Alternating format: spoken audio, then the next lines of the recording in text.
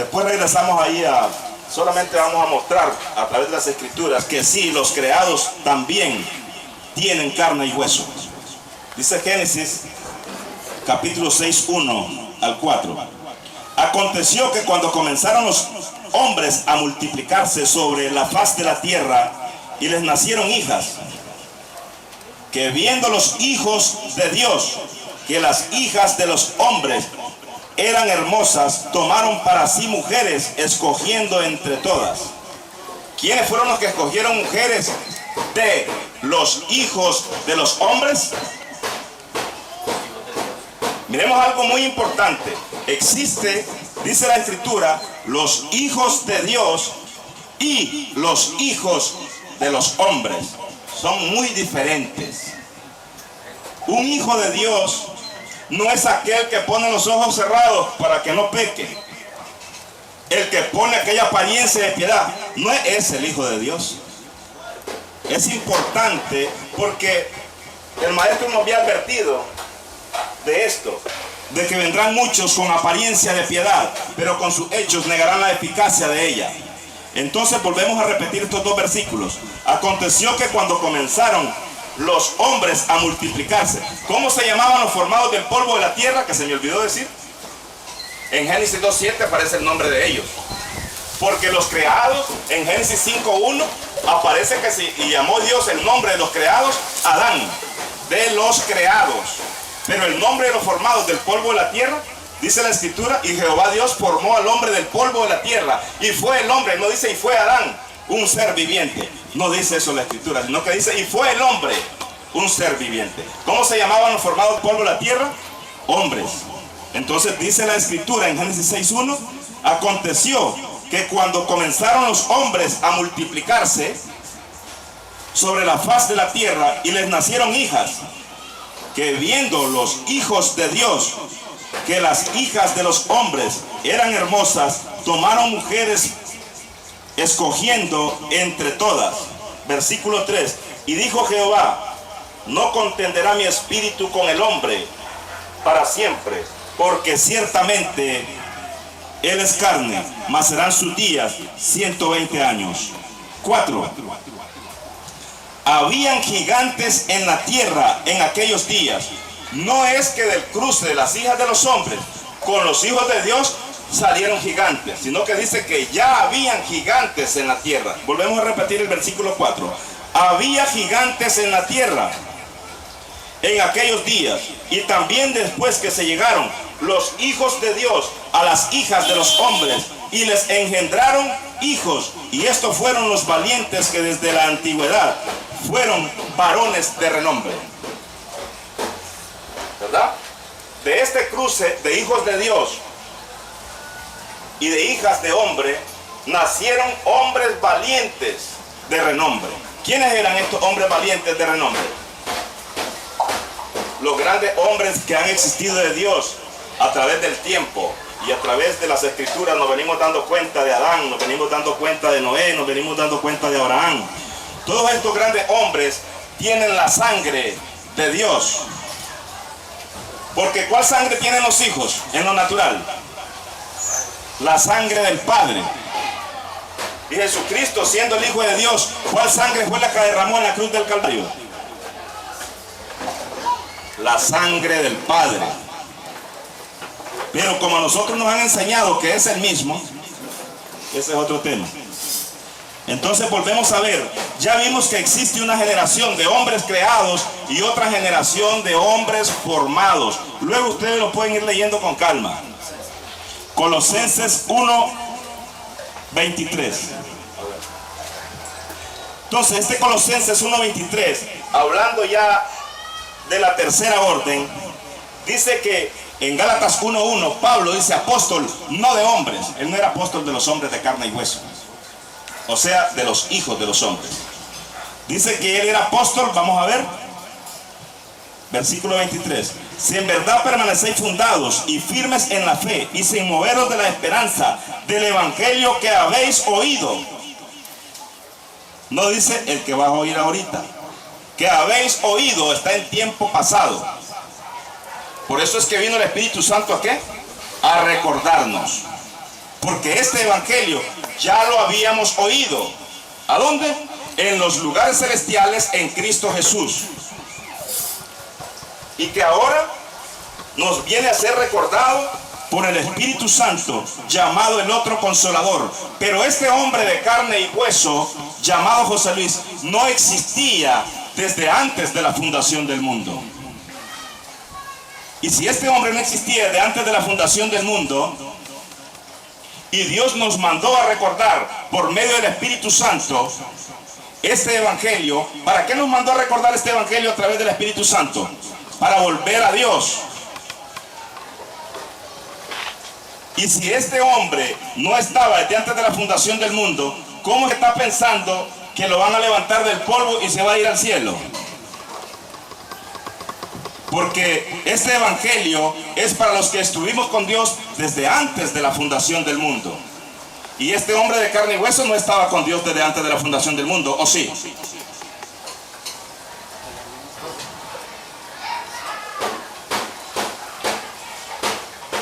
Recordemos que ese evangelio que iba a ser anunciado a toda criatura, no nos dijo el maestro quién nos iba a enseñar este evangelio.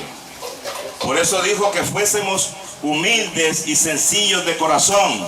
No dijo en qué lugar, no dijo cuándo o quién nos va a anunciar este evangelio. Este evangelio no tiene títulos, este evangelio no tiene carnet, porque este evangelio es para los que estuvieron con Dios desde antes de la fundación del mundo. Este evangelio no es para hombres de carne y hueso. Este evangelio es para la creación de Dios que se encuentra presa y dormida en cada uno de nosotros. Si no, ¿para qué el Señor mandó escribir Efesios 5:14? Dice la Escritura, por lo cual dice: despiértate tú que duermes y levántate de los muertos y te alumbrará Cristo. ¿Quién es el que nos va a despertar? ¿A quién va a despertar? Porque José Luis ha estado despierto bailando en las grandes discotecas modernas que los hombres han inventado. Llámese iglesias. ¿A quién es que va a despertar? Porque este José Luis ha andado bailando en todos esos lugares. ¿A quién es que iba a despertar? A aquel que estuvo con Dios desde antes de la fundación del mundo y que hoy está preso adentro de cada uno de nosotros, aprendiendo ¿qué? Exactamente lo mismo que Jesús vino a aprender a esta tierra. ¿Qué fue lo que vino a aprender? Vamos a verlo en el libro de Hebreos 5, 7 y 8.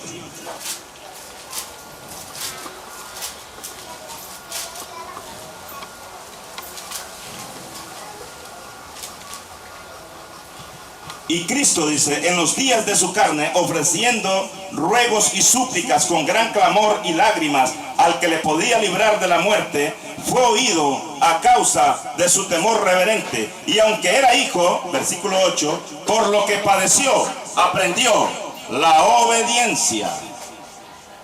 ¿Qué fue lo que vino a aprender? Obediencia. ¿Y qué es lo que nosotros estamos aprendiendo ahora que estamos presos adentro de este cuerpo? El que fue creado. Recordemos que en aquel tiempo los hijos de Dios tenían carne y hueso, sino cómo es que engendraron hijos a las hijas de los hombres. Pero dice que Dios rayó de la tierra a los hombres que había creado en el versículo 7. O sea, los quitó de la tierra. ¿Por qué? Porque así quiso Dios, quitarlos de la tierra. Y estos hombres se habían metido con las hijas de los hombres. Ahora los hombres andan inventando que Jesucristo tuvo hijos con María Magdalena. ¿Verdad? Fíjese qué gran disparate. Cuando Dios no quiso allá esto que sucedió, mucho menos iba a querer que su hijo hiciera esto. ¿Por qué? Porque él venía a cumplir una misión específica. ¿Qué venía a cumplir? La obediencia. Lo que le había sido encomendado, eso es lo que él tenía que hacer. Entonces, ¿qué es lo que estamos haciendo presos adentro de este cuerpo? Si no, ¿por qué dice el libro de Hebreos capítulo 7, versículo 24? Romanos, perdón, capítulo 7, versículo 24. ¿De dónde aparece esa voz?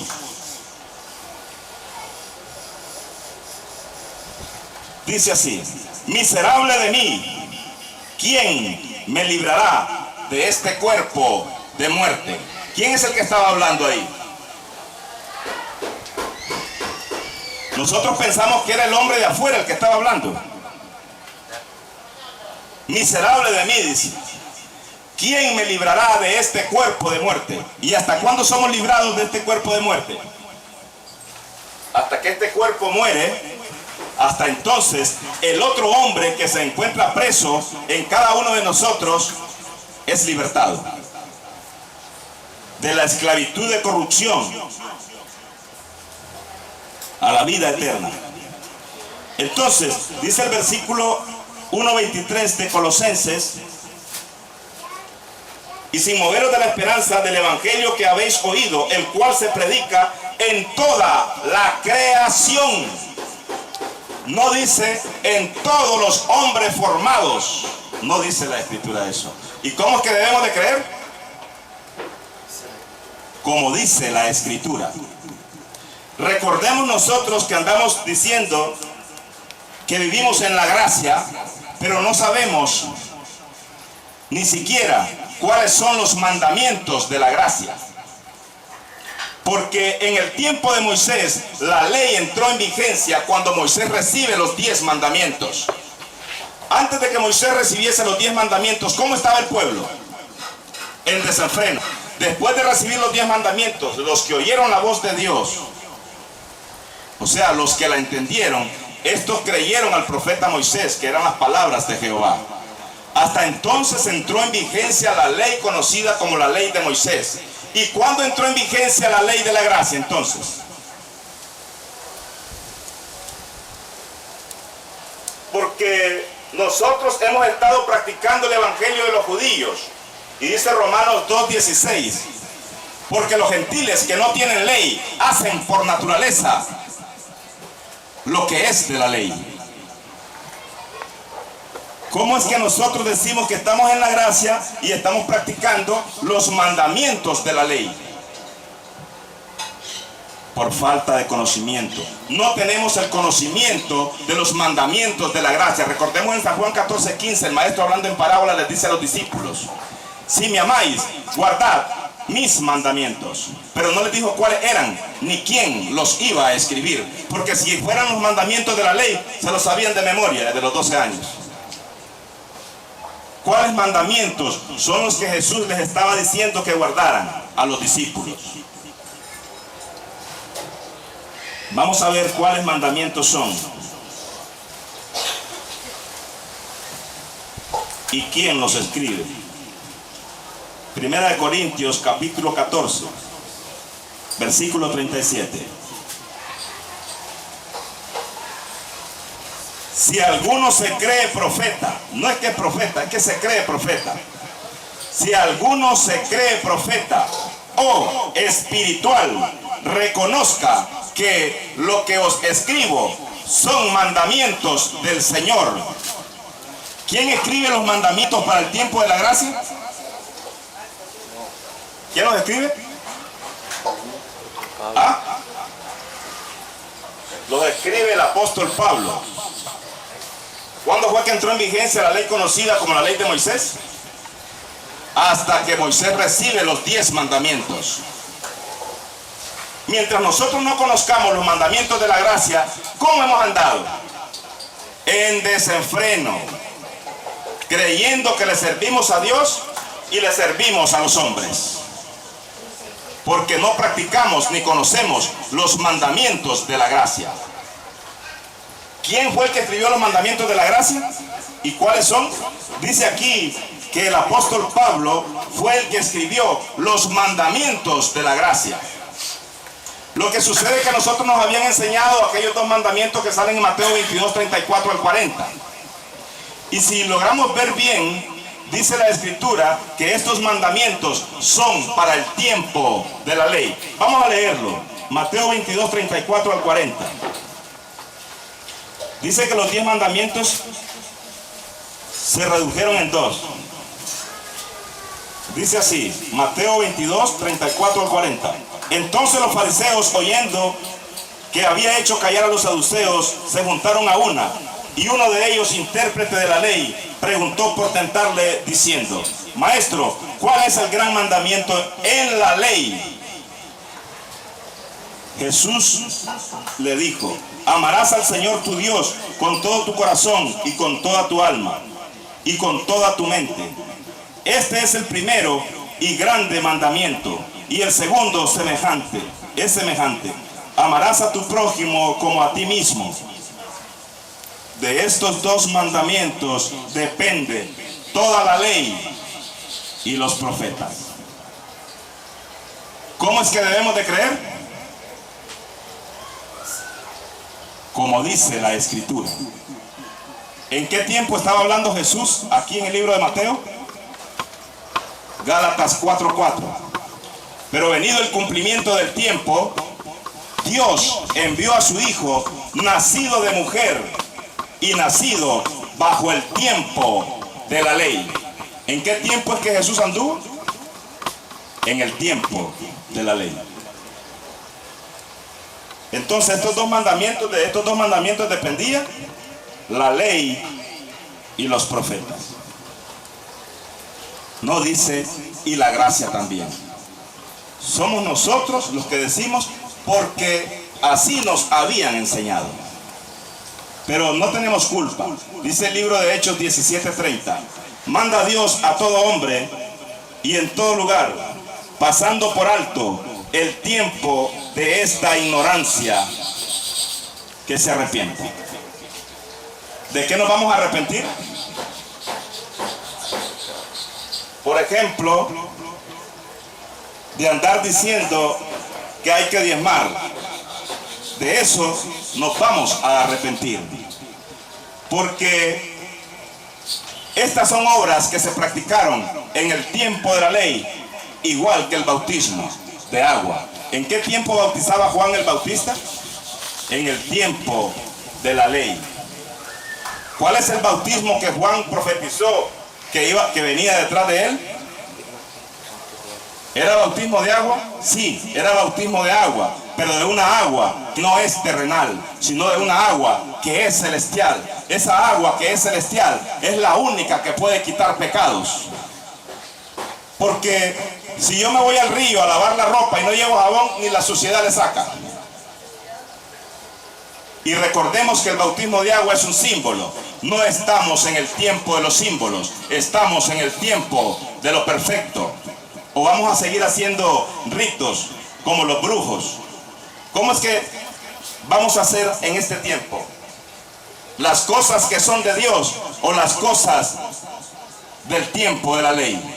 ¿Qué es lo que estamos viviendo? ¿La ley o la gracia? ¿A dónde es que estamos viviendo nosotros? Debemos de ubicar nuestros pensamientos. ¿Cuándo es que entró en vigencia la gracia? Tal vez por eso hemos andado un poquito desviados del conocimiento. ¿Cuándo es que entró en vigencia la ley conocida como la ley de Moisés?